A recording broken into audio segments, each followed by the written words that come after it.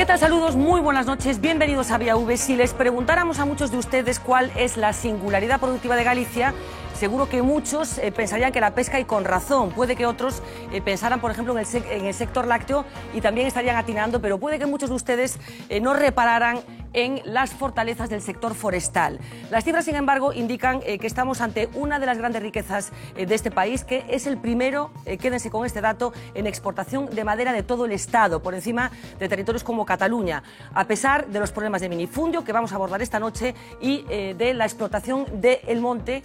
Hay 70.000 personas que siguen viviendo del sector forestal en nuestra comunidad.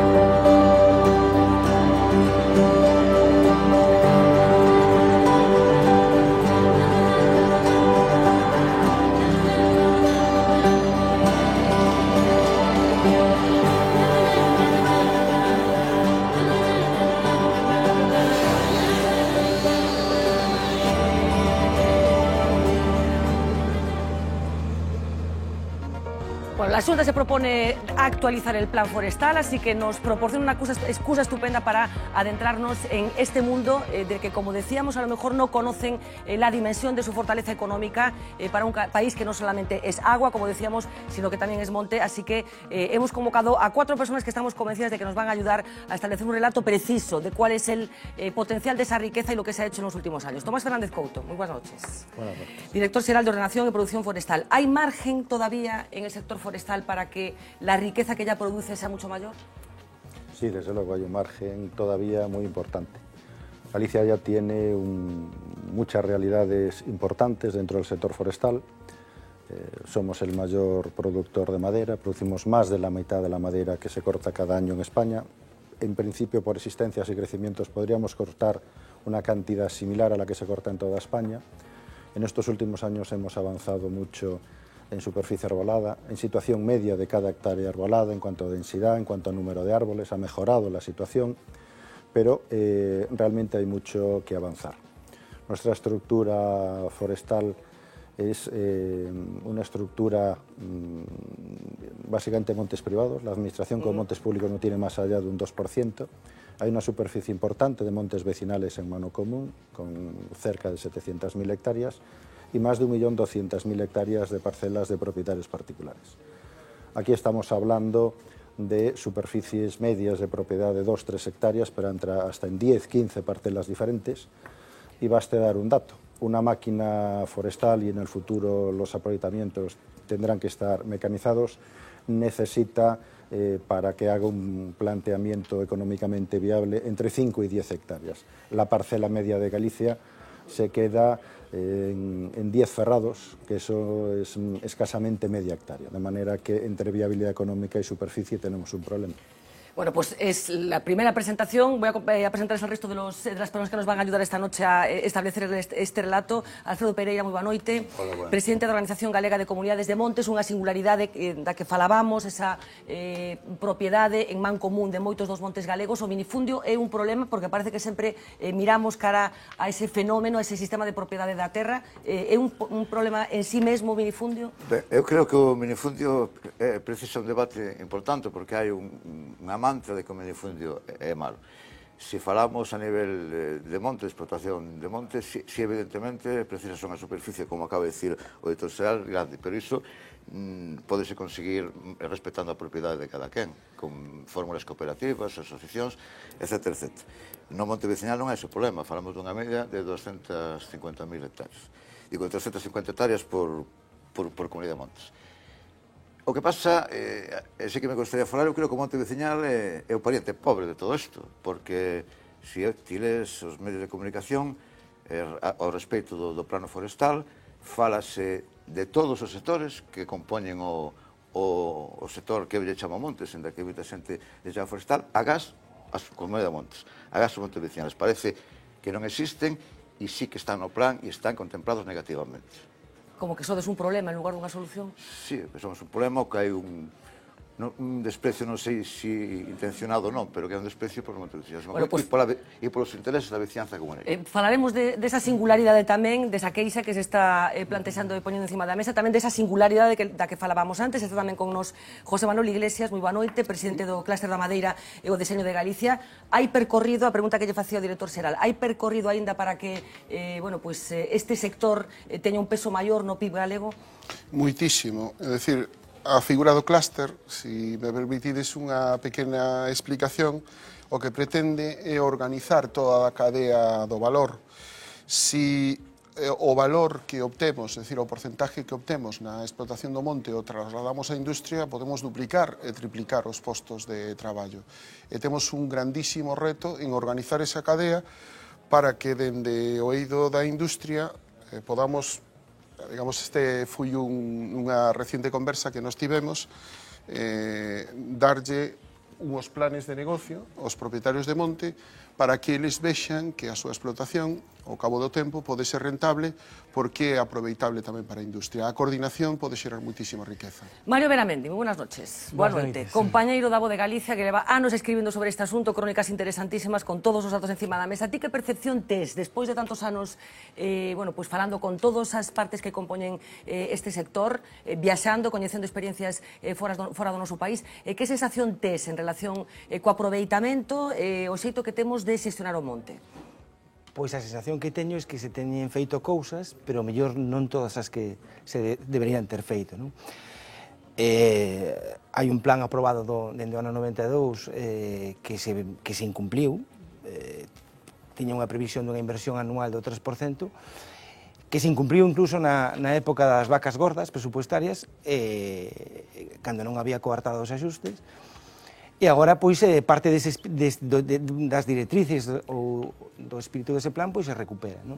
E a min chama moito a atención, por exemplo, que teñamos en Galicia 700.000 propietarios forestais e que o ano pasado cortaran madeira 70.000. E o 10%. Quero dicir que, non digo que os 700.000 teñan que estar con a serra no monte cortando madeira. Claro, que un de cada 4 galegos é propietario. Pero o ano pasado cortaron monte, obtiveron ingresos da corta de madeira. Non quere dicir que viviran da corta de madeira.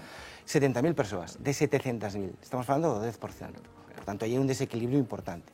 Por que se produce ese desequilibrio? Pois un pouco polo que explicaba Tomás. É dicir, temos unha estrutura minifundista, pero ese diagnóstico estaba feito hai 25 anos e tiñamos que buscar a maneira de reordenar mellor o monte en Galicia. Non ten que ser todo da iniciativa pública, porque non podemos pretender que o monte todo resolva o sector público, e xerar incentivos para que a iniciativa privada invista, pero claro, aí eu creo que están fallando de algún xeito tamén as ferramentas. Claro, organizar o marco, digamos, que esa responsabilidade da administración. Bueno, pois como decíamos, hai moitos datos moi chamativos, algúns deles xa están saindo na mesa. Eu insisto, na presentación do programa decía que tiña a impresión de que moita xente, dende logo, nos entornos urbanos seguro que non, moita xente que non coñece a dimensión deste sector, a cantidad de xente que ocupa, a riqueza que xera, sobre todo ese dato do que falábamos, un de cada 4 galegos é propietario dun trozo de monte. Uxía Rodríguez, moi boa noite. Moi boa noite. Máis datos. Muchos datos que ponen encima de la mesa esta noche, porque para entender primero la importancia que tiene el monte en Galicia y el potencial desaprovechado del que ya hemos estado hablando, vamos a hacer una rápida radiografía forestal, porque quizás algunos datos les sorprendan, sobre todo por su magnitud.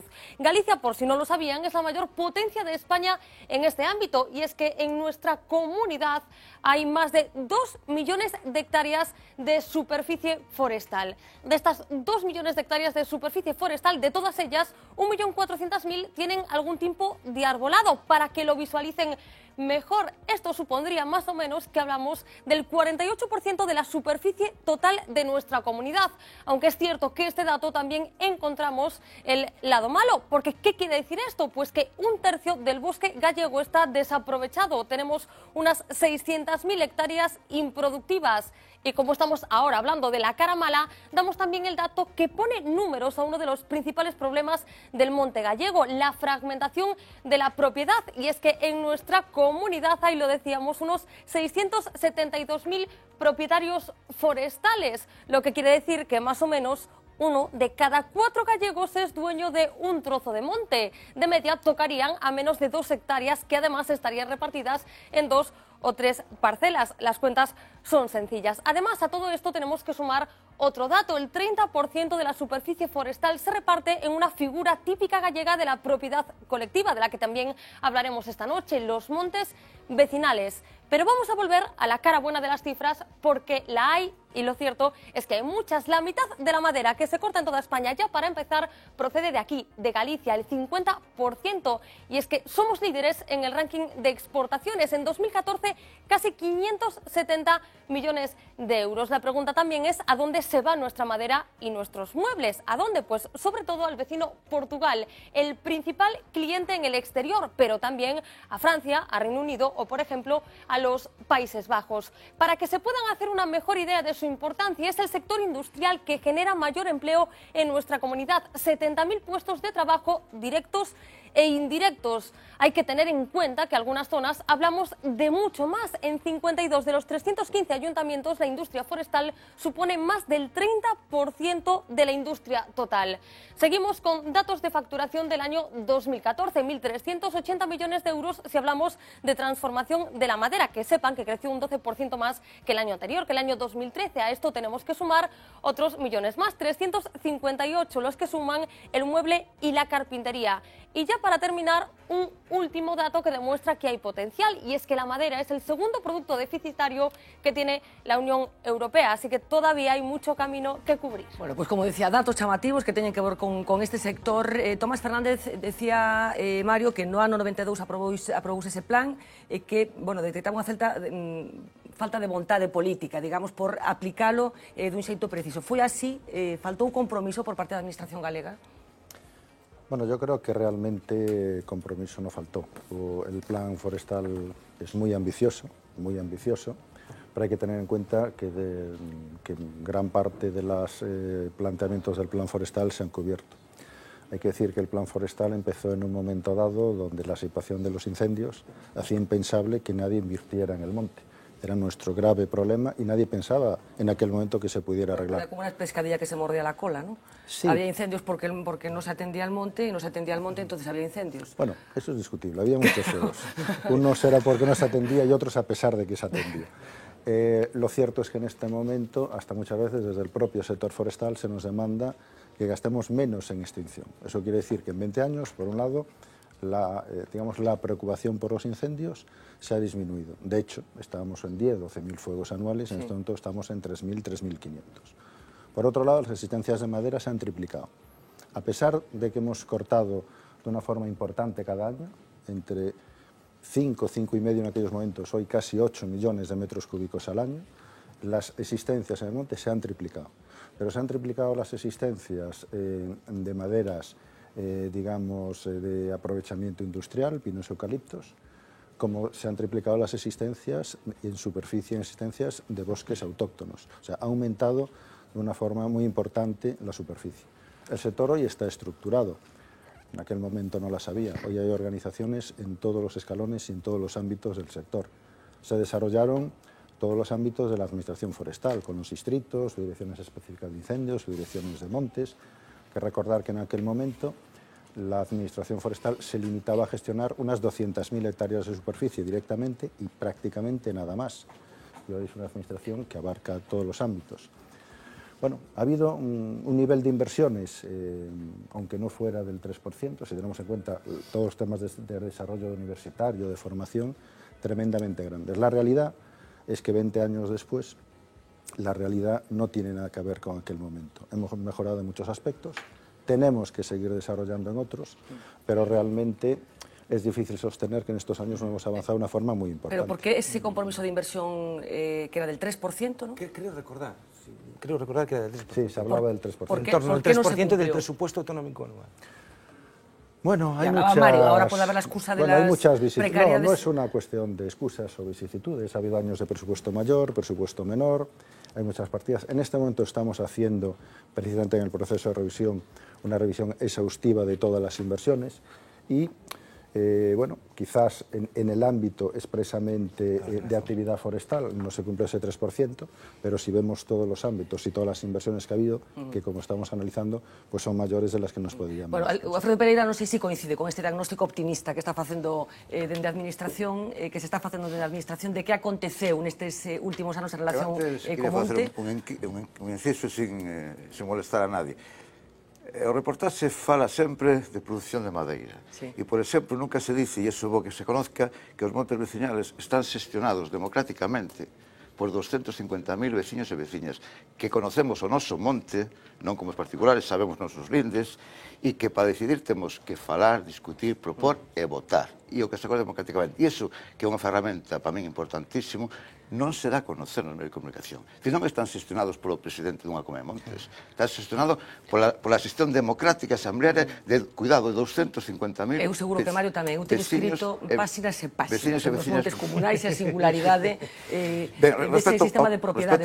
Non, pero aproveitemos para meter a cuña. Aproveitemos para meter a cuña porque cal é a singularidade? Falábamos antes de empezar o programa que unha singularidade de Galicia do norte de Portugal, que consiste en que?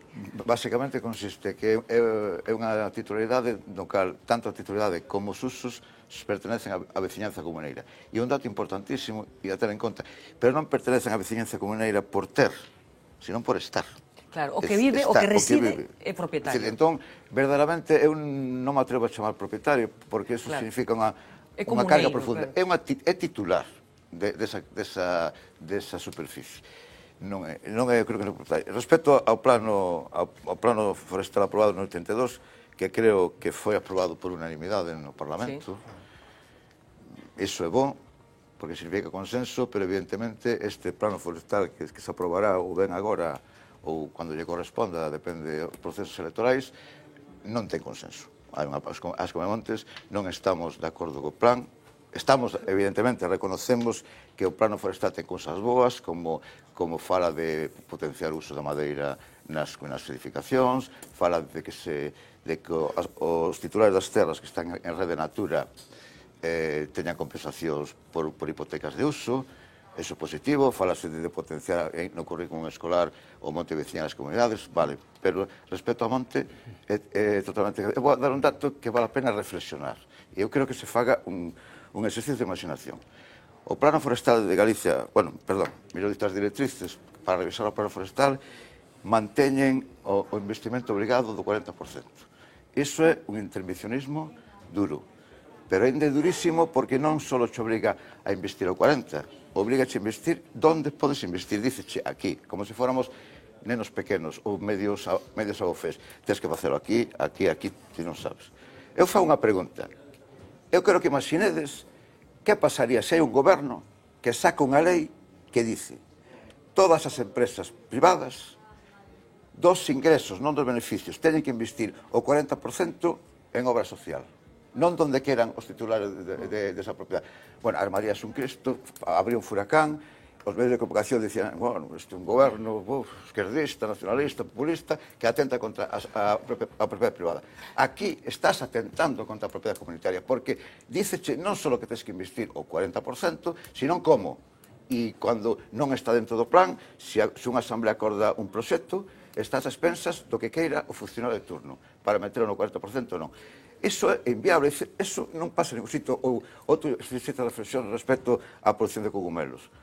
Bueno, nunha propiedade que ten titulares, resulta que calquer persona pode entrar e coller 2 kilos diarios de cogumelos. Eu pregúntome, se houbera unha lei que dixera nas plantacións privadas vinícolas, cando hai uva, todas as persoas que non son propietarios teñen acceso a esa propiedade e coller 2 kilos de uvas diarios. Que pensaríamos? Bueno, esa lei non duraba un minuto. É dicir, Por iso digo, cando digo que hai un desprecio hacia o monte veciñal e hacia a ciencia comunera, e non sei se intencionado non, pero real, estas cousas que parece que nos consideran como que non temos dous dedos de frente para pensar as cousas. Bueno, enseguida lle pregunto a Tomás, por suposto, tamén o resto da mesa, esa relación da administración... E fala unha persona que inviste 80% no monte. 80%, non o 40, sino o 80. Bueno, deixadme por que imos repasar un pouco eses plans, ese plano forestal a partir do 92, as cousas que foron acontecendo. Pablo Carballo, moi boa noite. Boa noite, boas noches. Ese marco legislativo, ese marco normativo que ahora a Administración Autonómica pretende revisar. Sí, porque entre otras cosas se ha cumplido más bien poco y ellos mismos se han dado cuenta. Hasta 30 colectivos que han participado con la Xunta en esta revisión. Hablamos de organizaciones sectoriales, ecologistas, colegios de ingenieros, universidades, los propios departamentos de la Xunta que tienen algún tipo de competencia en la materia y han escrutado ese plan del 92, aprobado hace casi un cuarto de siglo, entonces por unanimidad. Nivel de cumplimiento en ese escrutinio, si el 1 es muy bajo y el 5 es muy alto, el 3 sería la media, le otorgan un 2. Así que bajo. Las cuestiones que dicen sobre el plan del 92 que más se han cumplido después de haberlas estudiado a fondo en este informe. La que más, en concreto, la creación de estudios universitarios forestales, era uno de los objetivos, 3,7, está por encima de la media. También por encima de la media, otro capítulo, la creación del Centro Tecnológico de la Madera, que estaba previsto en esa normativa de 1992. Pero los siguientes ya se quedan por debajo del 3. Destacan el desarrollo de los distritos forestales, aunque cuando se pregunta por su funcionamiento, pues no sale muy bien parados. También no obtiene mala nota dentro de la media la formación profesional del sector, estaría con un 2,8, siempre sobre 5, o el Servicio Comarcal de la Defensa contra Incendios. Hablábamos del minifundismo como una de las cuestiones, bueno, pues a solucionar, y es que cuando se pregunta por lo que menos se ha cumplido, por los mayores incumplimientos, la respuesta principal, o donde menos parece estar satisfecho el sector, es en el asociacionismo y concentración parcelaria. Entre el 1 y el 5 recibe un 1,4 su grado de cumplimiento. Tampoco se ha cumplido sobre ese proyecto los mecanismos de control del propio plan, un 1,5, cuestiones como los trabajos de deslinde en montes vecinales en los 3 últimos lustros, también obtiene una nota bastante negativa, al igual que los planes comarcales para las infraestructuras forestales o, por ejemplo, también la dotación técnica de comunidades de montes. Hablamos de cuestiones como la propia implicación de la Xunta a la hora de promocionar la madera en instituciones públicas. Pero ya ven, asociación parcelaria, concentración, minifundismo, bueno, hasta en 2 ocasiones y con sucesivas ley de montes, reformas de la ley de montes, han intentado los gobiernos solucionar esta cuestión, pero con poca fortuna o poco éxito hasta el momento. La reforma del 2006, el gobierno bipartito Beto Uriño crea las unidades de gestión forestal sostenible. El gobierno de Feijóo, año 2012, en otra reforma, hace lo propio con las sociedades de fomento forestal. Se trataba de intentar vencer ese minifundismo. No ha triunfado y, de hecho, en esta reforma de la que estamos hablando esta noche, que se intenta aprobar el próximo verano, antes de que termine el verano, se vuelve a incidir en la materia. Uno de sus principales objetivos, el fomento del asociacionismo de las pequeñas y medianas empresas, también de la organización activa de los montes vecinales, de los que se estaba hablando en estos instantes. Más cuestiones que están sobre la mesa: el incremento de la extensión de superficie del monte público, es en torno a un 15% ahora mismo en Galicia, o el incremento de las superficies para pastos y forrajes. También incluye el plan cuestiones como la conservación del patrimonio genético o integrar la investigación, desarrollo e innovación para hacer estudios periódicos de cuestiones, por ejemplo, como las plagas que pueden afectar a los montes de Galicia. Un plan que también se detiene en la contribución de la cadena de la madera al PIB, la pretende incrementar, está en torno a un 2% actualmente, o del aprovechamiento de la biomasa forestal con fines energéticas. Y algo que ha llamado la atención, también ha tenido sus críticas, ha sido la de aumentar la superficie arbolada mediante plantación y regeneración de castiñeiros, de castaños, de carballos, de robles o de cerdeiras, de cerezos. Y por primera vez se habla de una posible contención del eucalipto, aunque hay asociaciones de comuneros que no están de acuerdo, que lo denuncian, dicen que se pretende duplicar y favorecer a empresas como la pastera Ence, por ejemplo. De este asunto de las especies vamos a hablar, que es uno de los titulares, ese millón de castiñeiros que se propone que se planten a partir de ahora. Lógicamente me interesaba saber el punto de vista de la Administración en relación con la queja de los montes comunales, como que hay una vocación de mantenerlos un poco al margen de todo este asunto, como si fueran sospechosos de algo. A ver, yo la verdad es que no coincido para nada. Antes de nada, quería aclarar que en este momento estamos en un proceso de revisión del Plan Forestal y se ha hecho digamos, un documento de directrices de revisión del Plan Forestal. Y yo tengo que defender aquí pues, un proceso que se realizó en el seno del Consello Forestal de Galicia, en el que sí que yo creo que hubo consenso, salvo quien no fue capaz de llegar a un consenso. Cuando el proceso se cerró, me sorprendió ver a todos los miembros del Consejo Forestal aplaudiendo al equipo redactor por el documento de consenso, que evidentemente no puede ser el documento de ninguna de las partes, y todas estas cuestiones que aquí han salido están, digamos, como consecuencia de ese proceso. De manera que hemos puesto un proceso abierto, no de hacer un documento y después, sino de abajo arriba, claro, que nos dijera el propio sector cómo lo veía, que analizara. Y ese es el documento a partir del cual estamos empezando. Ese documento, por cierto, que según nos acaba de comentar Pablo, tiene una percepción de lo que se ha hecho en estos años que no es exactamente igual que la del director general. Cree que no se ha cumplido tanto el plan forestal. No. A ver, el director general lo que ha dicho es que hemos avanzado un mundo desde hace 25 años aquí, y eso es cierto.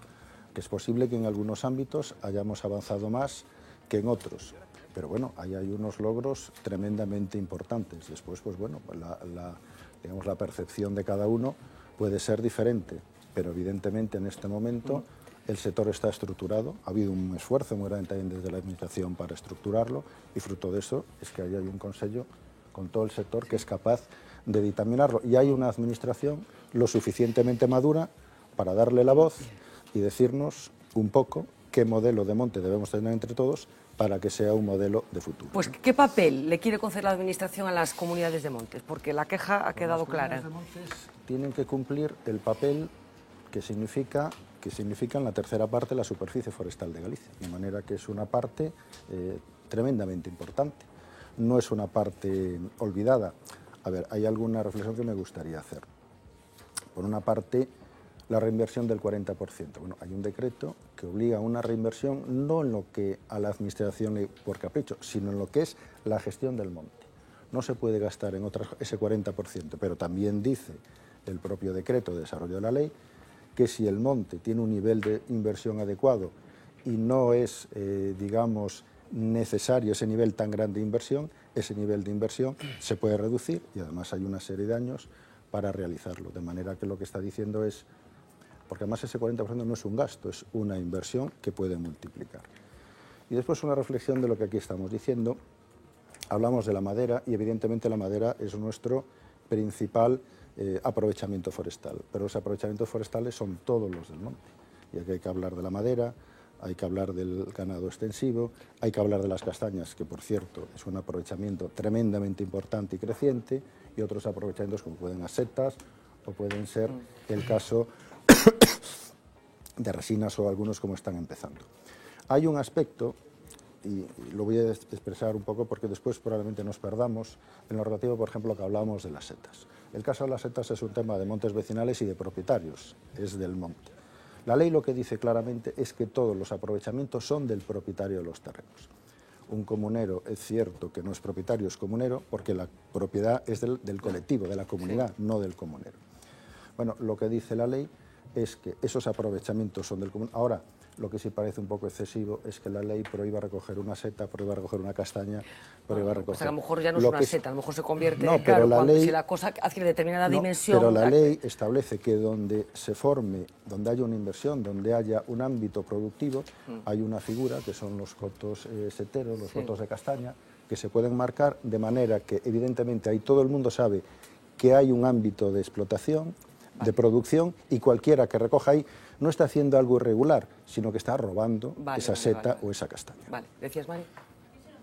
Aquí estamos colocando foco sobre os problemas que hai no primeiro eslabón da cadena de valor, porque cando falamos da madeira temos que ter unha visión de conxunto, unha visión onde barallemos todos os diferentes eslabóns. Por exemplo, aquí falamos do Plan Forestal de Galicia, que se incumpliu, pero non sei se lembrades que nos anos 90, de parte da primeira década dos 2000, aquí se falaba da necesidade de contar cunha papeleira, tamén. De feito, Fraga, no seu momento, decir, mantivo negociacións, porque era importante que Ence fixera pasta en Galicia, pero que saíran tamén papel. E o mesmo co tabuleiro, é dicir, Finsa fai tabuleiro, pero ten que haber unha industria do mueble. En Galicia falla a reordenación de propiedade en orixe e falla a segunda transformación para xerar moito máis valor engadido. Que pasa co leite tamén, pasa con tantas cousas. Con tantas cousas.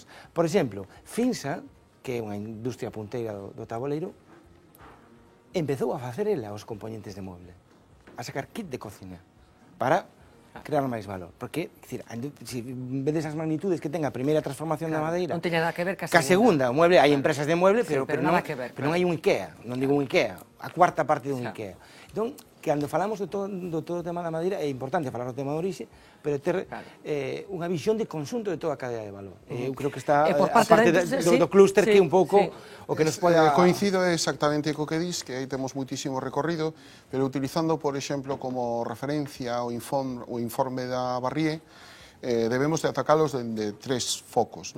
A propiedade que estamos vendo, eu sempre poño como exemplo, isto dixomo a min un alto executivo finlandés, que teñen 1/3 da nosa productividade, pero son unha potencia forestal gracias a que perderon unha guerra ca Unión Soviética. Entón, a única forma que tiñan de pagar a deuda de guerra era ca madeira, que era e xeraron tal economía de escala que daí saiu Nokia, saliu os hosteleiros como Swan, etc. É dicir, temos que traballar en eso.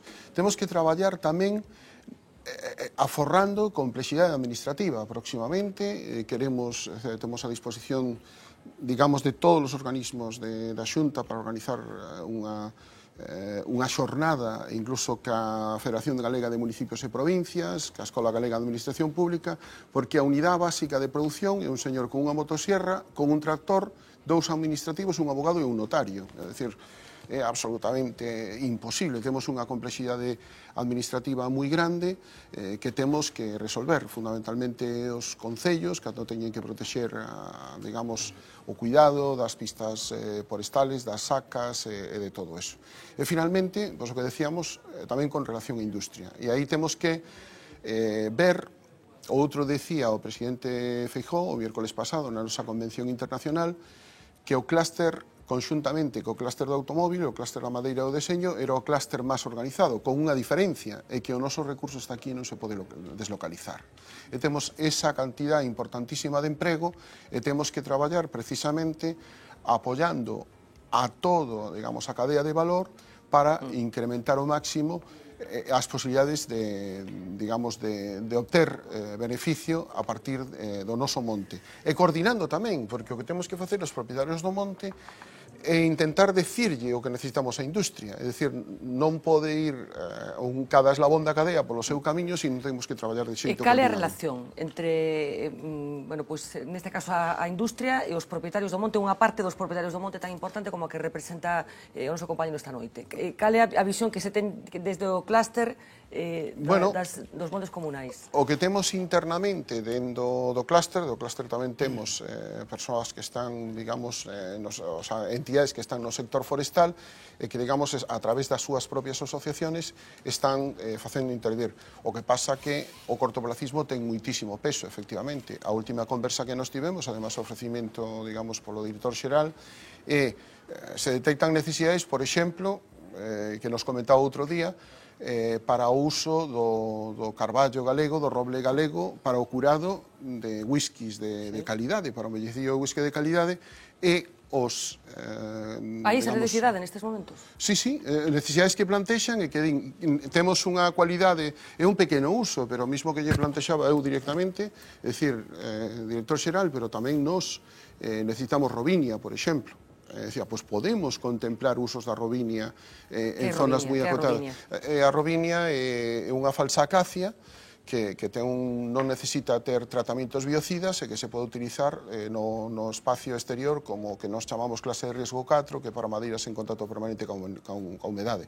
Pero podemos utilizar tamén a paulonia ou muitísimos usos complementarios que agora, eso sí que eu quería decir, con relación a que o escenario cambiou totalmente. É dicir, cando se fai o primeiro plan, en diferencia do de actual, hai máis usos da madeira, temos as madeiras técnicas, temos a biomasa, usos estruturales distintos, temos novas tecnoloxías, como foi o caso do SIPAC, estamos dentro do clúster incorporando tecnoloxías para facer venta online, para que os procesos de subasta sexan moito máis transparente, hai máis sensibilidade, é dicir, cambiaron. E despois, dentro do sector, o que nos queremos, é dicir, nós non queremos entrar en ningún tipo de debate político, queremos estabilidade para que se fomenten inversiones. Nesta casa, cando estuve outra vez, pois é un exemplo que decía, foi un encontro dun médico español con un médico americano 4 anos despois da firma do armisticio da guerra hispano-cubana.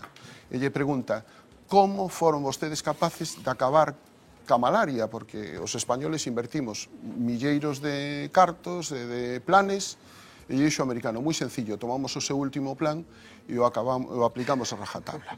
O que nos queremos é estabilidade, queremos un plan, o que queremos ahora, pensamos que é un plan onde participou todo o mundo que quixo participar, para non ser técnicamente bo, o único que queremos ahora é un plan de execución, onde se marquen prioridades e inversiones. Claro. Pero funciona aceitadamente a relación, insisto, entre a industria e os propietarios dos montes? Quero dicir, o que necesita a industria chega os propietarios dos... Eu creo, por falar dun exemplo, eu creo que somos do mesmo sector, pero con intereses contradictorios. Nós queremos vender a maior precio e eles queren comprar a menor precio. Esa é a realidade.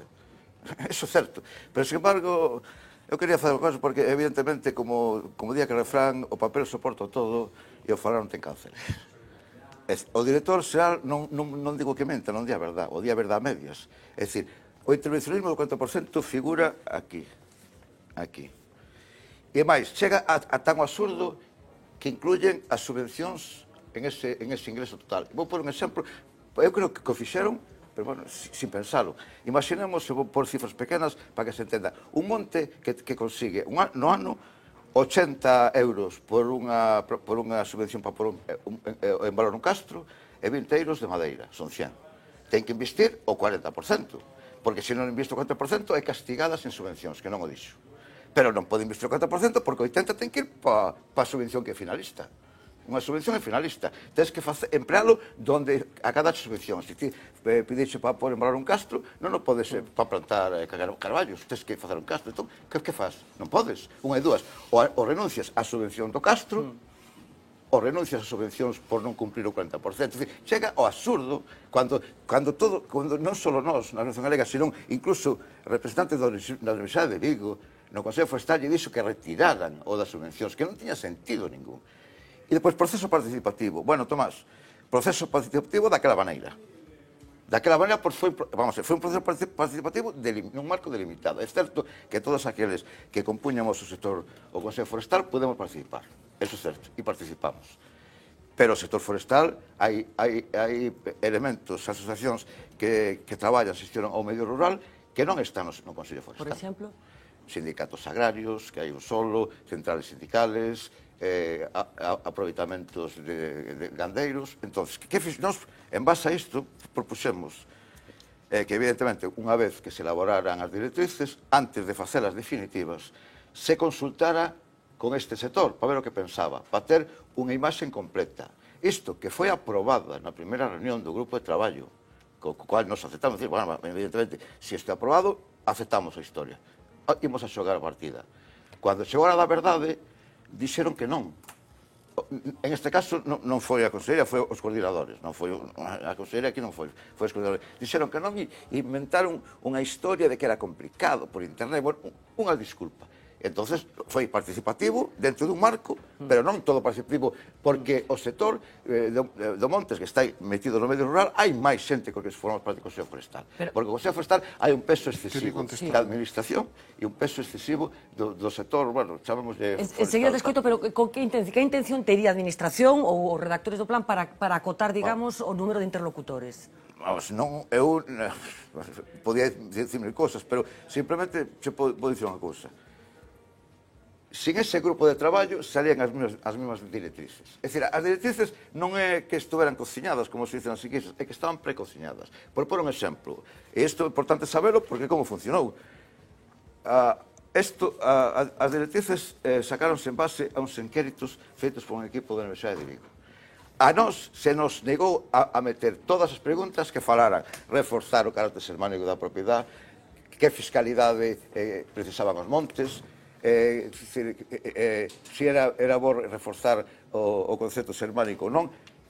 Un exemplo claro para que demostra que non é democracia. Unha pregunta deles era: está vostede de acordo co imposto de sociedades? E dixemos, vale, pero a continuación di, ou está de acordo con outro tipo de fiscalidade, porque eu entendo que as directrices deben conocer o sector. Depois, os gobernos que fagan o que queiran, evidentemente, para iso son elegidos democráticamente, pero por lo menos conocer a opinión do sector de todos. Evidentemente, hai unha opinión mayoritaria que debe figurar, pero ao lado había unha minoritaria. Proposta que lle fixemos nós, evidentemente, as directrices teñen que ter a maioría, pero ao lado que se poñan aos votos particulares, e tampouco se fixa. Quería decir unha cousa. Bueno, unha das cousas que eu interpreto que din as organizaciones que participan no clúster, que estuveron participando, é que sí hai un cambio no rol da administración con respecto ao anterior plan, sino anterior era de liderazgo, neste, ou polo menos se pretende que sexa de coordinación. E despois o que decir con esa relación é moi sentido. Aquí temos o Departamento de Produción e o Departamento de Marketing, non? É dicir, si entendemos isto como un combate, nunca vamos a vender. Se eu lle pregunto ao meu Departamento de Produción da miña empresa, vai a decir, como Gerald Ford, que decía, o cliente será como queira o cliente sempre que sexa de cor negro. E me dirá, eu quero facer caixóns negros e sin buratos. Pero eu teño que vender. E sabedes o que teño que facer? Eu agora, para poñer donde están os catedráticos da madeira, en Viena, estuve en que traer a bandeira de Finlandia para Galicia e volver a mandar a Viena. Porque aquí non a temos. Pero que seguramente o Departamento de Produción ten moita razón. Pero sabedes quen manda? Non é un combate de precio. O que manda é o mercado. E o mercado está globalizado. Entón temos que atender ao mercado e temos que estar alineados ao mercado. Se vamos a estar discutindo entre nós, non vamos a ter ningún resultado. É unha reducción absurdo. É dicir, evidentemente, eu, como propietarios, temos dereito a pôr en valor o monte como entendamos que é correcto. Sí ou sí. Pero queredes vender e obter o mellor precio posible. Depende, porque nós optamos por un monte multifuncional, non só produción de madeira. Totalmente de acordo. É máis, eu digo unha cousa. Pero estabas falando de precios. Sabe claramente. O en que quedamos? É dicir, deixemos ao lado o aproveitamento medioambiental que estamos de acordo. Sendeiros, casas de turismo rural, todo o que ti queiras. Por un exemplo, un monte veciñal onde este implicada a titularidade no monte que queira, non arde, sabe Tomás. É máis, eu poño un exemplo absurdo. Unha Coma de Montes que decide cose un monte para pasear, non arde, e non é productivo. Pois fantástico, estou totalmente de acordo. Pero cando entramos no debate de precios... Pero, se eu te como empresa digo que o 40% se invirte onde quere, a ti parece correcto. Bueno, pero vamos a ver, estamos falando co propietario en xeral. O propietario e o Departamento de Produción. Estamos falando de precios.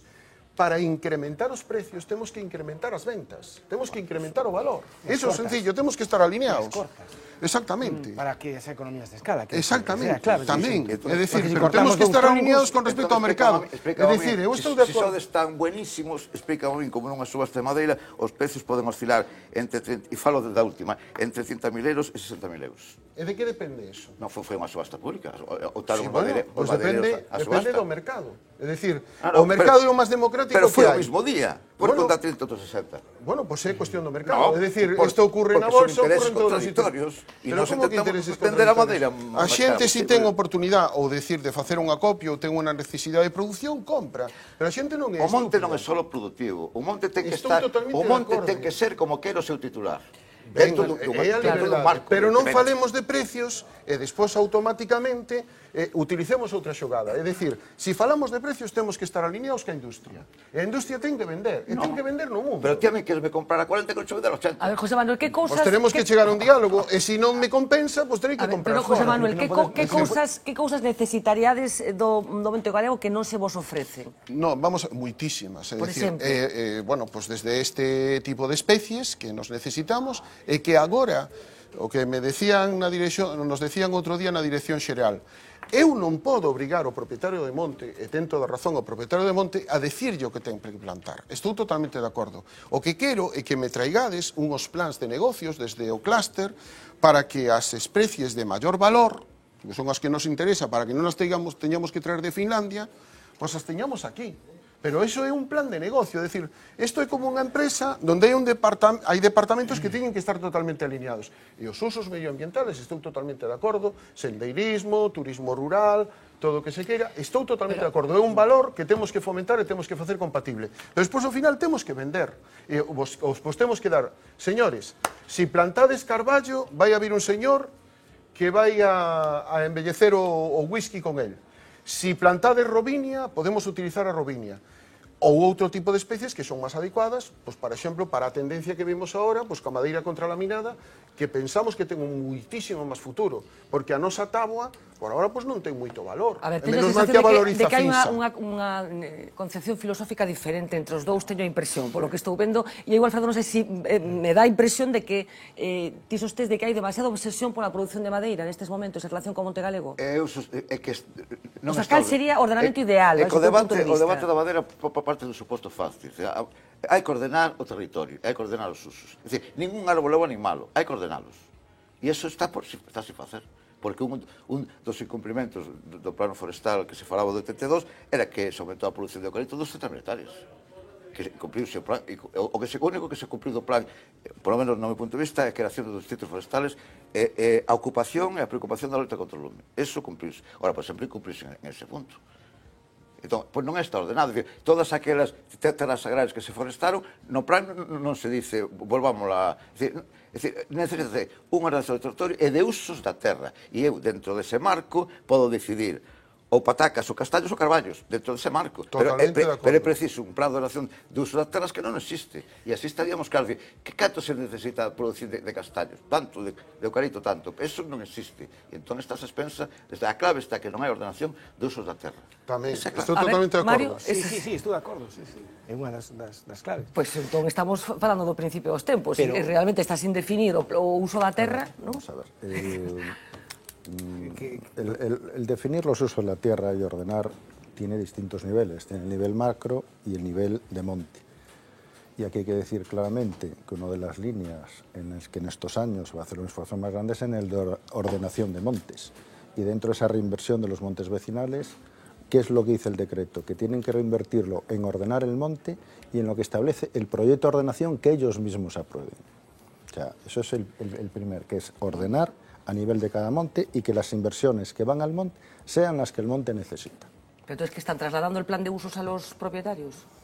No, es que un monte vecinal tiene que tener un proyecto de ordenación, tiene que tener un plan de gestión orientado a la producción de madera, a la producción de pastos, al uso público. Bueno, pero la demanda que se plantea de los propietarios tiene cierta lógica, desde mi punto de vista, ¿no? Que es que se reclama de la administración que se decida qué se quiere, qué hacemos aquí, qué hacemos aquí.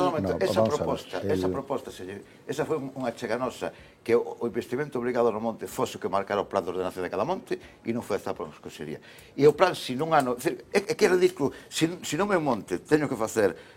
porque o plan de ordenación é un plan técnico feito por personal técnico e aprobado pola Consellería. E se entende que é a forma sustentable de levar o monte. Se a min no ano 18 me dice que teño que investir o 10%, porque teño que investir o 40%. E se no ano 19 teño que investir o 90%, porque vou investir o 40%. Entón o monte non funciona, porque teña que investir o 90%, non o 40%. Entón nosa proposta nosa foi clara. O que diga o plan de ordenación, o porcentaxe que aceptábamos incluso, aceptamos que naqueles montes que non teñen plan de ordenación se pusera o 40%. Pero nos que teñen plan de ordenación xa está definido a sustentabilidade do monte. E se negaron a aceptar esa chega, porque interesa que as Comemontes, como eu escoitei por aí en algún sitio, que, bueno, que non sabía, que éramos medios parvos, que non sabíamos nin elegir a nosos representantes. Iso está escrito por aí en medios de comunicación. Que como somos, non sei, como somos xente do rural, que non sabemos pensar, ou algo así. E entón, a clave estaba aí, dicir, por que non se inviste? Porque, eu por exemplo, dicir, eu se teño que investir o 10, que fago co 80? Fago pasarelas de ouro, pa que? Porque, ademais, o decreto xa ten un error. Fala de mellora forestal, de mellora produción forestal, cando había falar de posta de valor do monte de xeito multifuncional, que é un concepto distinto.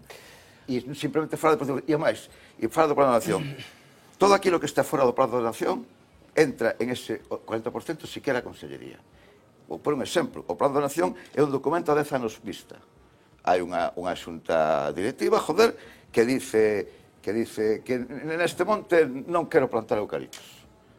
Esa xunta, e faz un plan sin plantación, e poña de eucaliptos para non sospeitar. non se fai escrito. Aos 4 anos a xunta directiva cambia e acorda nunha zona de monte plantar eucaliptos. Bueno, pois entrará no 40% se quere a Consellería. Tenemos outra achega nosa, que tamén se aceptara 40% o que se aprobase nas asambleas xerales respecto a posta a valor do monte. E tampouco aceptou. Por decir, non nos aceptou ninguna, vamos, para falar claro. A ver, yo creo que no... Eso es verdad. A ver, vamos a ver. Podría decir que mentira. Es que es una contradicción lo que está diciendo, pero a ver, yo tampoco creo que aquí, a pesar de lo que parece que perder mucho tiempo, lo que dice el decreto es hay que reinvertir el 40% en el proyecto de ordenación, salvo que no sea necesario.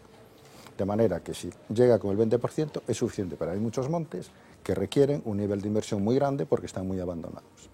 Por otro lado, no puede haber una directiva 4 años después que decida plantar eucaliptos. No, esa directiva tendrá que modificar su plan de ordenación e incluir la plantación de eucaliptos. Y eso, por supuesto, lo podrá meter en su reinversión. ¿Qué es lo que tiene que reinvertir un monte? En su proyecto de ordenación, en su deslinde, en su proyecto de infraestructuras, en unas estructuras de defensa contra incendio de otro tipo, en la plantación, en la silvicultura, en la creación de pastizales, en la creación de huertos de producción de setas, en la creación de soutos de producción de castaña. Eso es en lo que tienen que invertir. El 40%, salvo que una vez que la planificación de lo que hay que hacer se demuestre que no es necesario, pues entonces puede ser un 10 o un 20 o un 5%. Bueno, déjame que avancemos un pouco. Sí. Pero parece un detalle... E en facer deslindes que acaban de reportarse que non fixo ningún. Os deslindes que por obligación os tiña que facer a Consellería, ahora en paquetos titulares, obligado a facelo con ese 40%. ¿O no es cierto? Lo cierto es que estos... No, a ver, vamos a hablar en plata las cosas porque no vamos a engañar a la gente que nos está escuchando, que además la gente que nos está escuchando son de Galicia y sabe de lo que estamos hablando. La Administración dejó de hacer deslindes porque con todos los que hicimos, con todo el trabajo, no se aceptaba ninguno. Y la situación quedaba exactamente igual. De manera que ahora se van a dar los recursos para hacerlo. Hasta ahora, los que se hicieron no se aceptaban. Entonces, ¿de qué vale el esfuerzo de hacer un deslinde si las partes no lo aceptan? ¿Sí o no? De incluirlo dentro de ese 40%, claro, por supuesto. Ahora, ya que los que hace la Administración no se aceptan, de un momento que esa pérdida de esfuerzo y de recursos, bueno, háganos ustedes. Porque se proponían unos y se rechazaban. No, porque si las dos partes de un deslinde siguen sin estar de acuerdo, al final, ¿de qué vale eso? Bueno, vamos a seguir avanzando porque quería detenerme en una de las medidas que se proponen, que es esa plantación de castaños, de lo que va a pasar con el famoso eucalipto, que también quería preguntar, porque efectivamente, si hiciéramos una encuesta, probablemente la gente tiene una percepción muy clara sobre lo que ha sucedido con el eucalipto, pero va a ser después de esta pequeña pausa publicitaria.